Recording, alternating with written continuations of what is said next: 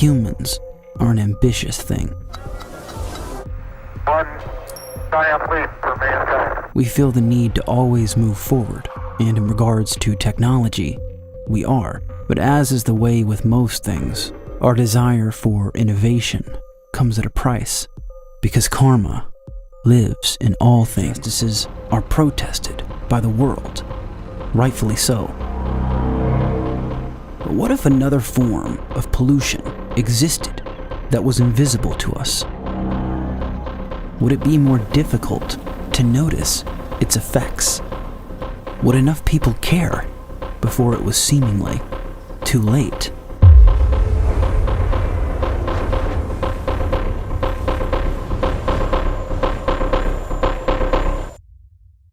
The biggest danger from cell phones, by far and away, is texting and driving. It has nothing to do with cancer. Precisely. Current estimates gauge that just north of 5 billion persons have a cell phone, using apps that send and receive electromagnetic radiation, or EMR. You can't see it or hear it. Electromagnetic radiation. This form of radiation occurs naturally on our planet, but with the rapid advancement in wireless technology, some experts claim the proliferation of man-made artificial EMR is dangerous to human health. These are the common symptoms that people start to experience. This is actually from a published paper on the health effects of wireless smart meters.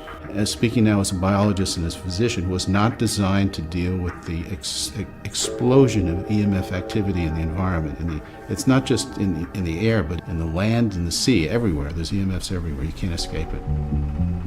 Electromagnetic radiation exists on a spectrum, ranging from ionizing radiation, like X-rays, which can move through you and take pictures, to non-ionizing radiation, like microwaves, which can heat up your favorite snack. Our cell phones, tablets, Wi-Fi routers, smart gadgets, and smart meters are all emitting and receiving microwave radiation, or RF radiation. Wireless technology emits and receives radiation with less than 2 watts of power. This causes only a tiny amount of warming, significantly less than the 1,000 watts used by microwaves. Fake videos went viral in 2008, showing what appeared to be cell phones popping popcorn. But as you can see, if you try this for yourself, it's bogus. The experts sounding the alarm on the harms of RF exposure are not doing so because of its very low heat emissions, but from the growing evidence that suggests the continuous use of our wireless devices come with side effects. We know that radio frequency radiation of 3G and 4G are associated with a whole variety of different human health effects. Come with me. Current public exposure levels are at least 1 quintillion, that's 18 zeros, 1 quintillion times above natural background radiation, according to Professor Olle Johansson of the Karolinska Institute in Sweden. And there are studies, for instance, on the blood-brain barrier leakage, where the rats were exposed for 1 minute. Not 1 year or anything like that, 1 minute. And at a very low exposure level compared to what you and I should stand, and they got this dramatic leakage of the blood-brain barrier.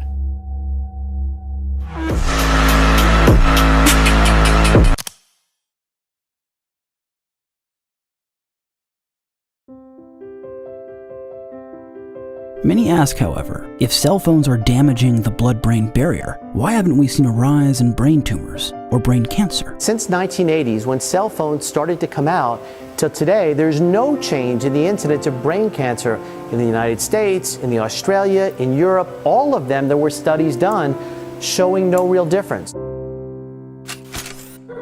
This fails to consider latency, which is the amount of time that elapses between initial exposure and the diagnosis of cancer. From studies of the Hiroshima bombing, we know that brain cancer did not show up at all as increased until 40 years after that bombing occurred. If there was a real hazard out there, but it could be another 15 years before we see it, think about the billions of people who are being exposed to cell phone RF on a regular basis. We can't undo that exposure.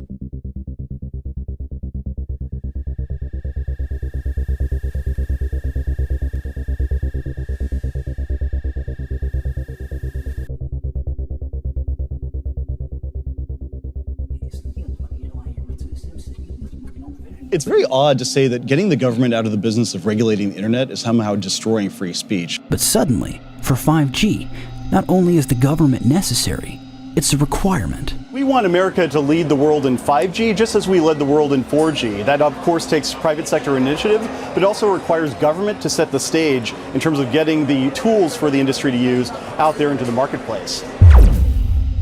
Ajit is playing the same role as his predecessor, claiming the 5G rollout is a global race. And I've said yesterday and many times that I want the United States to be the leader in terms of 5G innovation. He and the FCC have devised what they call the 5G Fast Plan. 5G Fast Plan, facilitating America's superiority in 5G technology. Intending to blanket the entire country with 5G small cells every 2 to 10 homes.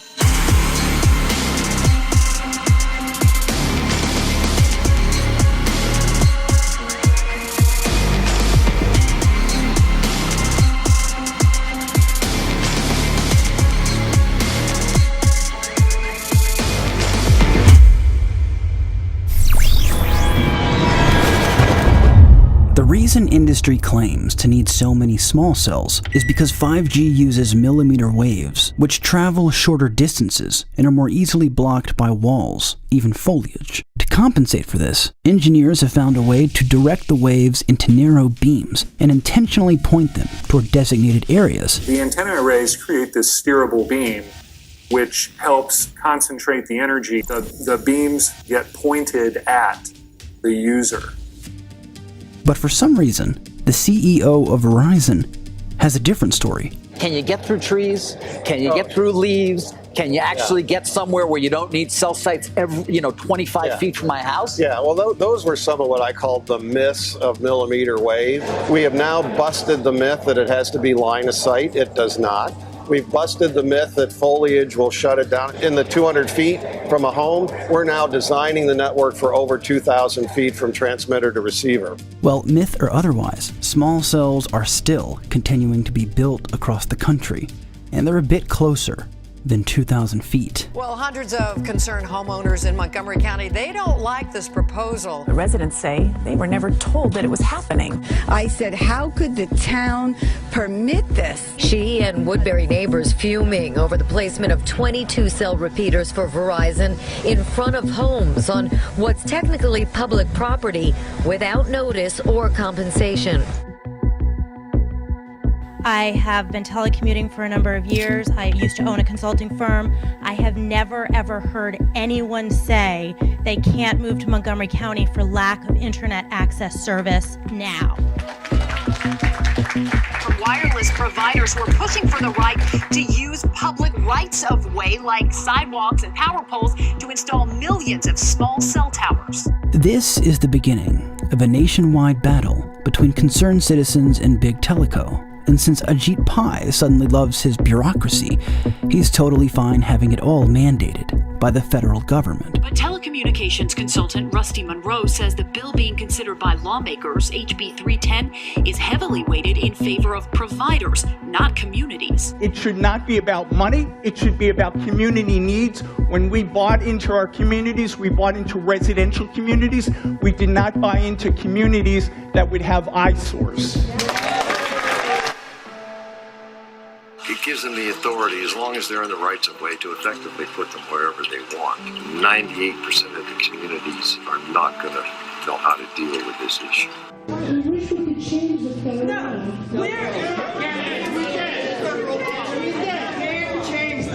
law. Even the FCC is not a health agency. Keep that in mind.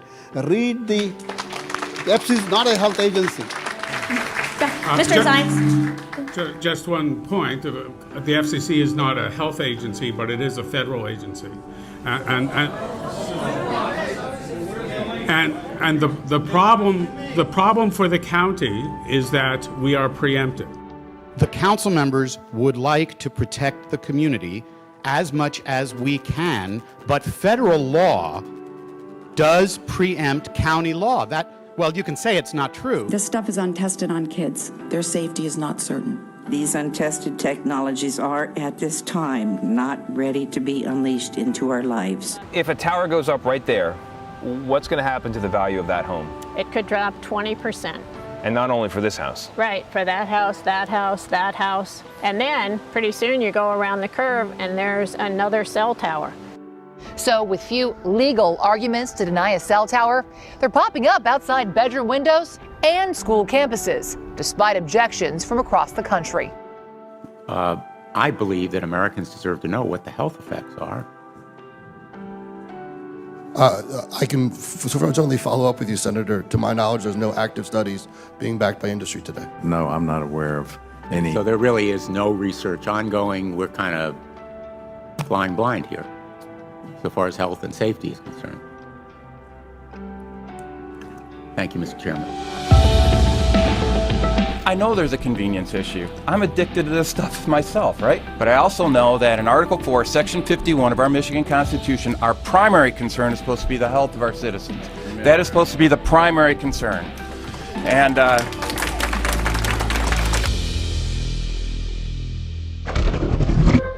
with cell phones, we now know, given the evidence and per the hidden recommendations in our phones, not to put it in our pocket or on our ear. But the real danger with 5G is that sooner or later our country will be surrounded by it, and no one knows exactly how it will affect us.